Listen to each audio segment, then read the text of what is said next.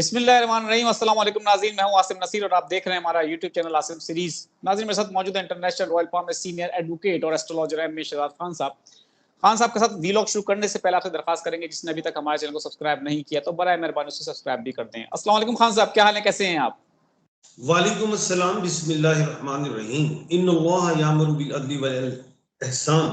बेशक अल्लाह हुक्म देता है इंसाफ करने का और एहसान करने का। जी अच्छा सर, आपके पास कानूनी इल्म भी है, हमारे लोग जानते भी, देखने वाले जानते हैं आपको अच्छी तरह से, जो फॉलो करते हैं, और एस्ट्रोलॉजी और न्यूमरोलॉजी भी जानते हैं आप। आईनी तरमीम के ऊपर बड़ी कोशिशें की जा रही हैं, इससे पहले भी कोशिशें की गई, अब उसके बाद कहा गया जी पूरी तैयारी के साथ आ रहे हैं, नंबर गेम्स पूरे हो गए, लेकिन फिर मौलाना के दर के चक्कर काटे जा रहे हैं। एक एक दिन में 4-4, 5-5 दफा सिर्फ बिलावल भुट्टो जरदारी चक्कर लगा रहे हैं, हुकूमत नून लीग वाले चक्कर लगा रहे हैं, नंबर्स कह रहे हैं, लेकिन दूसरी तरफ पूरे हो चुके हैं। अगर नंबर पूरे हो चुके तो मौलाना के दर पे इतने चक्कर क्यों लगाए जा रहे हैं? क्या मौलाना से तरमीम, अगर मौलाना ने इनकार कर दिया तो क्या तरमीम आप समझते नहीं हो सकती? और आप क्या समझते हैं, पाकिस्तान तहरीक इंसाफ को भी मनाने की कोशिशें की जा रही हैं, ये आईनी तरमीम जो है आपको लग रहा है कि हो जाएगी? अगर होगी तो इससे तहरीक इंसाफ को नुकसान होगा, या हुकूमत के लिए मजबूती है, या अवाम के लिए फायदेमंद है? बिस्मिल्लाहिर्रहमानिर्रहीम। बात यह है, ये हुकूमत के लिए मजबूती है और अवाम का कोई ताल्लुक नहीं। अवाम को तो 1973 में जो आइन बनाया था, उस आइन में, इस आइन में जो है 6वीं रिट मिली थी, फंडामेंटल राइट। 5 रिट्स अंग्रेज दे गए थे, 6वीं रिट मिली थी, जिसमें आप वकील भी कर सकते हैं, वोट भी डाल सकते हैं, अपनी मर्जी से राइट लेफ्ट आ भी सकते हैं, जा भी सकते हैं, चुक नहीं सकते।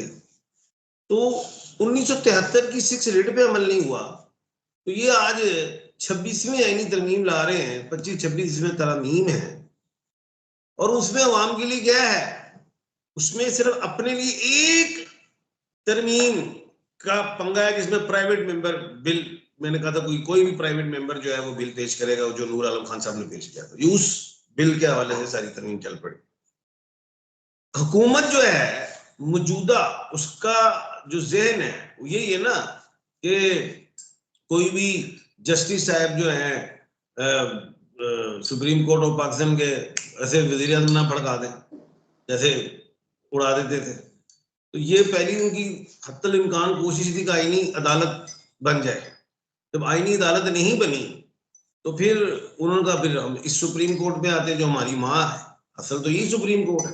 तो फिर उन्होंने कहा इसमें फिर हमारे जस्टिस साहब हो, हमारे से मुराद उनको हम मैं मुतजाद नहीं कर रहा, हुकूमत की सोच है कि हम अपनी मर्जी का ये जो उनको सूट कर रहे हैं, माइंडली तौर पर खुद सोच रहे हैं। अब जस्टिस साहबान तो आइन के मुताबिक फैसले करते हैं, दस्तूर के मुताबिक करते हैं, जमीर के मुताबिक करते हैं, लेकिन हुकूमत ने सोचा कि नहीं, हम जो है मंसूर अली शाह साहब को नहीं लाएंगे, हम नहीं जस्टिस ऑनरेबल जस्टिस साहब, हम नहीं लाएंगे मुनीब अख्तर साहब को।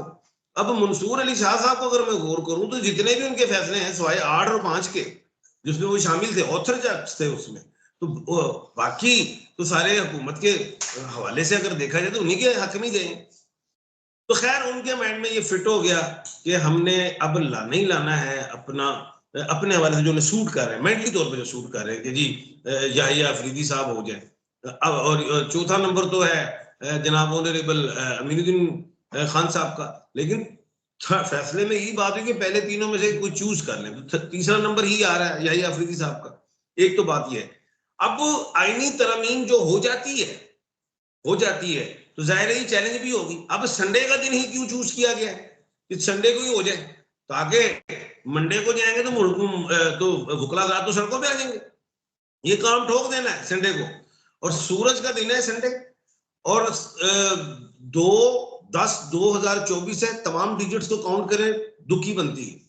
दूसरी बात क्या कहते हैं, 2 तारीख भी है, और तीसरी बात कमर दर्द शोर भी है, सेकंड हाउस में है चांद।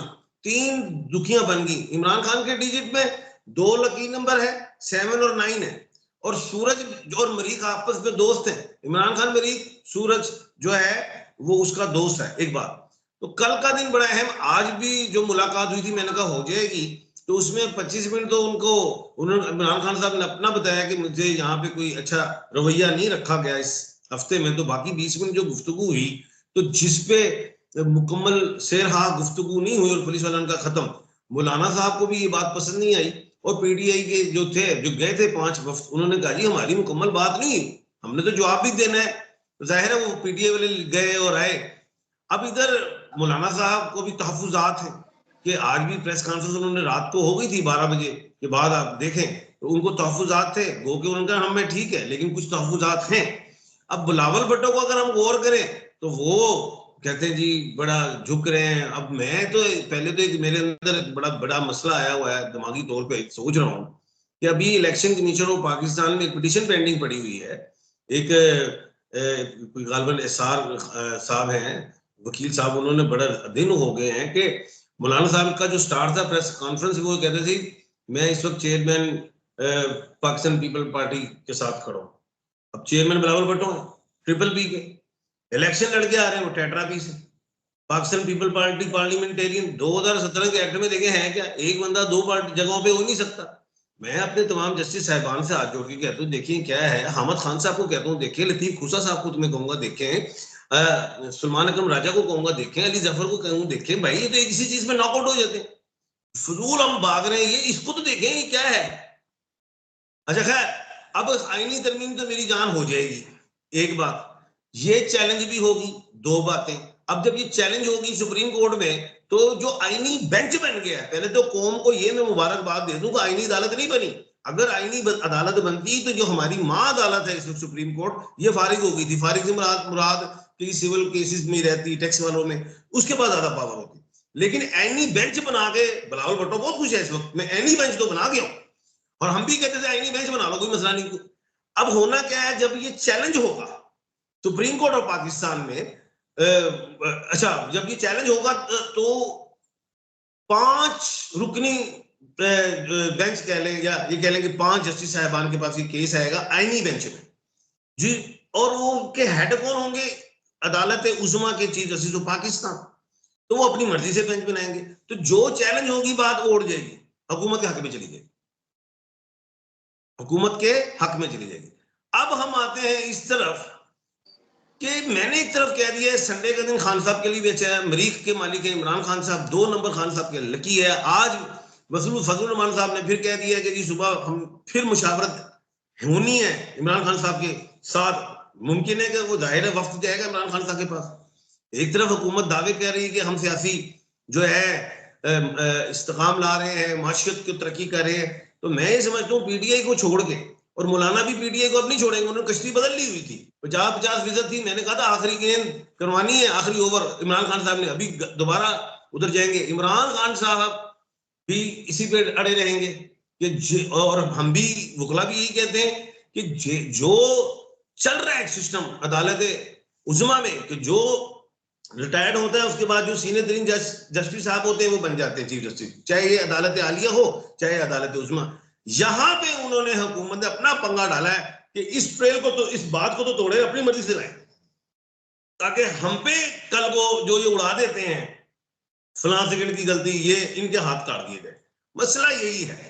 अब रास्ता कल इमरान खान साहब जो है, मैं जितना जानता हूं आप भी जानते हैं उतना, जितना आपको पता है, वो तो टास्क जीत के बारी अगले को देते थे, आप आए, क्योंकि वो असाबी मजबूत है, प्रेशर जितना मर्जी दो उतना ही प्रेशर में वो खेल के जीतता है। श्रीकांत ने कहा मैं आउट नहीं हो सकेगा, चलो दोबारा बारी लो, उसने फिर उड़वा दिया। यानी कि वो इतना मजबूत है असाबी। आज भी उसने यही कहा कि मुझे 100 साल भी बंद रखो तो मैं बैठने के लिए तैयार हूं, मेरा अपना ही एक मौकफ है, वो यही है। उसके मौकफ भी कोई गलत नहीं, सबको पता, पूरी अवाम को पता, सारे देख भी रहे।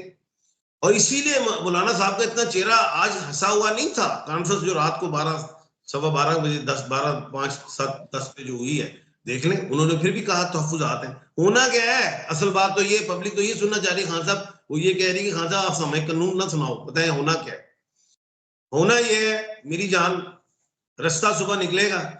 वो मैं ये समझता हूँ कि 3 जस्टिस साहिबान हैं, इनमें से जो 3rd नंबर पे अली जनाब याहिया अफरीदी साहब हैं, अव्वल तो मुझे नहीं लगता कि वो स्किप करे अपने आप को। अगर वो खुद कह दें कि जनाब मैं नहीं बैठ रहा, तो 4थे नंबर पे अमीनुद्दीन खान साहब आ जाएंगे।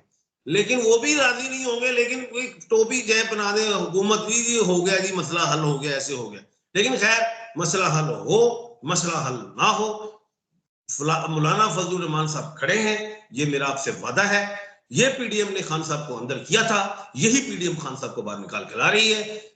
अब एक बात और है, जब खान साहब सुबह ग्रीन सिग्नल दिखा देते हैं, क्योंकि अब दोनों पार्टियों में, यानी कि एक तरफ पीडीएम और दूसरी तरफ जो है इमरान खान साहब, इनके पास एक रास्ता यही रह गया है कि कुछ चौथे नंबर वाला ले लेते हैं, वो उसी दफा उसी वक्त आएंगे। अगर थर्ड वाले स्किप कर दें अपने आप को, वो अपने कहने से, हुकूमत के कहने से नहीं हो सकता ये, तो फिर कोई रास्ता निकालेंगे।